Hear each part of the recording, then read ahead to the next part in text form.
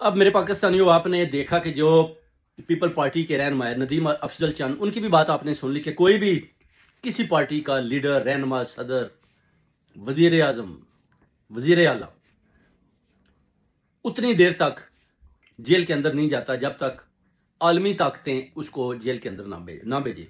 उसकी मिसाल आपके सामने है, जुल्फकार अली भुट्टो देख सकते हैं।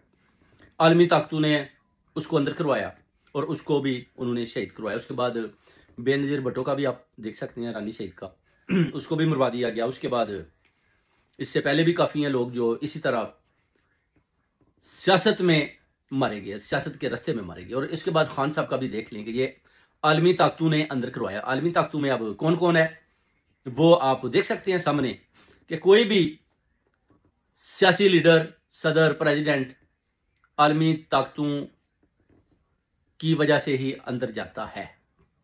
और खान साहब को अंदर करवाने में सबको पता है कि किंग सलमान जो है अपना शहजादा है, इसका इन सब का मिलकर इन्होंने ये जो ना अपना खेल खेला है।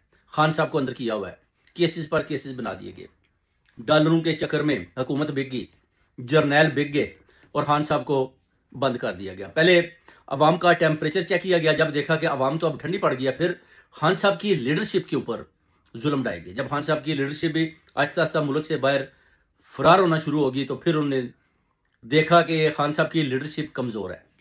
यानी पहले लोग गद्दारों की तरफ आए, गद्दारियां की, जैसे कि सबसे पहले फैसल वाडा, फिर परवेज खटक, जहांगीर तरीन, इसी तरह फवाद चौधरी। लोगों ने बारी बारी खान साहब को छोड़ना शुरू किया और स्टेब्लिशमेंट की गोद में बैठ के और खान साहब के साथ गद्दारियों पर गद्दारियां करते चले गए। उसके बाद जिनको छोड़ा गया वो बाहर के मुल्कों में भाग गए और उधर जाकर वो जर्नैलों के खिलाफ उन्होंने पैगाम देना शुरू कर दिए, जिसकी वजह से जब ओवरसीज का पैगाम एस्टेब्लिशमेंट के खिलाफ गया तो उन्होंने खान के ऊपर भी शिकंजा सख्त कर लिया। और ये नदीम अफजल चंद ने भी ये बात की है कि बिल्कुल ऐसा ही है। जब तक आलमी ताकतें एनओसी सर्टिफिकेट जारी नहीं करेंगे तो खान साहब तो क्या किसी को भी बाहर नहीं निकालेंगे। आसिफ अली जरदारी भी आप देख सकते हैं, 8 साल जेल के अंदर रहे हैं, उनके ऊपर भी जुर्म ढाए गए। यानी छोड़ा इन्होंने किसी को भी नहीं है। नवाज शरीफ का भी हाल देख ले, नवाज शरीफ का भी एनओसी सऊदीया वालों ने दिया था तो नवाज शरीफ जी नाब कॉन्ट्रैक्ट करके बाहर भाग गया था। तो बेसिकली इधर जो हुकूमत है ये है एस्टेब्लिशमेंट की, यानी आप इधर कुछ भी नहीं कर सकते। डेमोक्रेसी का दूर दूर तक नाम नहीं है। डीप स्टेट इसको कहते हैं, डीप स्टेट। डीप स्टेट के अपने अंडर चलना है तो आपकी जो सियासत है वो कामयाब रहनी है। अगर आपने डीप स्टेट की मुखालफत करनी है और आप समझते हैं कि हम डीप स्टेट की मुखालफत करेंगे तो जनाब हम सियासत कर पाएंगे, तो ये तो किसी सूरत मुमकिन ही नहीं है। सब लीडरान के आपको हाल बता दिए और अभी जो खान साहब की जंग जारी है, खान साहब को भी वो किसी सूरत भी छोड़ने को तैयार नहीं है। मेरा नहीं ख्याल कि हिस्ट्री अगर आप चेक करते हैं तो आप देख सकते हैं कि हिस्ट्री में भी इतने ज्यादा प्रोटेस्ट जितने ज्यादा खान साहब के लिए किए गए किसी लीडर के लिए नहीं किए गए।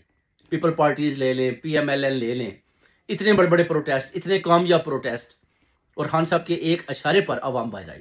अभी भी देख लें 27 सितंबर का जो जलसा होता है, खान साहब लीडरलेस जलसा इसको कहते हैं, जिसमें लीडर ही नहीं है। अवाम बड़ा तगड़ा जलसा हुआ माशाल्लाह खान साहब की एक आवाज के ऊपर।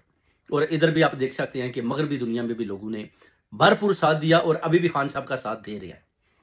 और ये एक वाजिया पैगाम है, वो कहते हैं कि जब तक बाहर से एनओसी जारी नहीं होना हमने खान साहब को नहीं छोड़ना। खान साहब के बच्चों ने भी आप देख सकते हैं ट्रंप तक भी गए हैं, मगर हालात यानी जो शिकंजा फील्ड मार्शल ने यहाँ इस जैली हुकूमत ने खान साहब के ऊपर टाइट किया हुआ है उसको बिल्कुल नरम नहीं किया गया, बल्कि पहले से भी ज्यादा मजबूती के साथ खान साहब को जकड़ लिया और कौम को, अवाम को पैगाम दे दिया कि जब तक आप लोग हार नहीं मान जाते, आप लोग एस्टेब्लिशमेंट इस अदारे को, डीप स्टेट को एक्सेप्ट नहीं करेंगे तो हम खान साहब को नहीं छोड़ेंगे। ये सीधा सीधा मैसेज है उनका, एस्टेब्लिशमेंट का, फील्ड मार्शल का, अपना शहबाज शरीफ का, नवाज शरीफ और मरियम का, आसिफ अली जरदारी और जो अपना बिलावल भुट्टो का भी, कि जनाब खान को नहीं छोड़ेंगे। तो सारे मिल जो गए हैं, मिलकर फिर वो मुकाबला कर रहे हैं। तो एक आदमी अंदर है, वो हक पर है, सच पर है, सच है।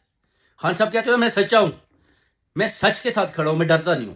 तो खान साहब सच के साथ खड़े हैं, अवाम खान साहब के साथ खड़ी है, कौम खान साहब के साथ खड़ी है और 25 करोड़ अवाम भी खान साहब के साथ शाना बिशाना खड़ी है। वो आप देख सकते हैं कि इलेक्शन में किस भरपूर तरीके से खान साहब का जो मैंडेट है चुराया, जो खान साहब ने बड़े तगड़े तरीके के साथ जीता और उसके बाद इस हुकूमत ने डाका डाला, मिलकर इन सब ने, एस्टेब्लिशमेंट अदारों ने साथ मिलकर खान साहब का मैंडेट भी चोरी किया। तो चौधरी प्रोलाई कहता होता है ना, जादूगर, मैं तो भाई कभी सीट आ रहा ही नहीं और जादूगर ने मेरी भी सीट लेकर चले गए। तो चौधरी प्रोलाई बात ठीक करता है कि मेरी सीट भी जादूगर ने चुरा ली, मगर वो कहते हैं इनके पेट से निकालेंगे, जरा खान को बाहर आ लेने दे, खान को कितनी देर अंदर रखेंगे। ये बड़ा अच्छा बयान चौधरी प्रोलाई ने दिया कि भाई कितनी देर आप जुल्म करेंगे, एक दिन तो ये जुल्म खत्म होना ही होना है, कितनी देर आप अवाम के ऊपर तशद्दुद करेंगे, कितनी देर आप लोगों की माओं बहनों बेटियों को उठाएंगे, कितनी देर, आखिरकार आपको भागना पड़ेगा। अब एक्सटेंशन की जो बारी है उसमें आप देख सकते हैं कि एक्सटेंशन देने के लिए नवाज शरीफ किसी सूरत भी हमेशा वो इधर उधर काले मार रहा है, और शहबाज शरीफ को भी इनडायरेक्टली काफी उसने पैगाम दिए हैं कि जनरल आसिम मुनीर को, फील्ड मार्शल को एक्सटेंशन नहीं देनी। मरियम नवाज को भी यह पैगाम दिया गया, यानी पूरी PMLN चाहती है कि एक्सटेंशन ना दी जाए, अपनी मर्जी का जो है ना चीफ लाया जाए, क्योंकि ये चीफ वो कहते हैं अभी एक तो पुराना हो चुका है, दूसरा ये हमारे जितने भी राज हैं उनके बेत जान चुका है, इसको बड़े करीबी से इसने हमें देख लिया, हमने इसको देख लिया, और अगर इसको एक्सटेंशन मिली तो ये फिर कुछ भी कर सकता है। इसलिए वो कहते हैं ना, घर का बेदी लंका डाए। नवाज शरीफ कहता है ये हमारा लंका डाल सकता है, पहले भी डाया, जनरल बाजवा की ये बात मानता है, और अगर अभी इसको दोबारा एक्सटेंशन दी तो जैसे PTI के लोग बड़े बड़े प्रोटेस्ट कर रहे हैं, बड़े बड़े जलसे शुरू हो चुकी हैं KPK में, तो ये ना हो कि हमारी ये हुकूमत खत्म कर दे और हमारे ऊपर गिरफ्तारियां शुरू हो जाए, उसके बाद जनाब हमें तो भागने का भी रास्ता ना मिले।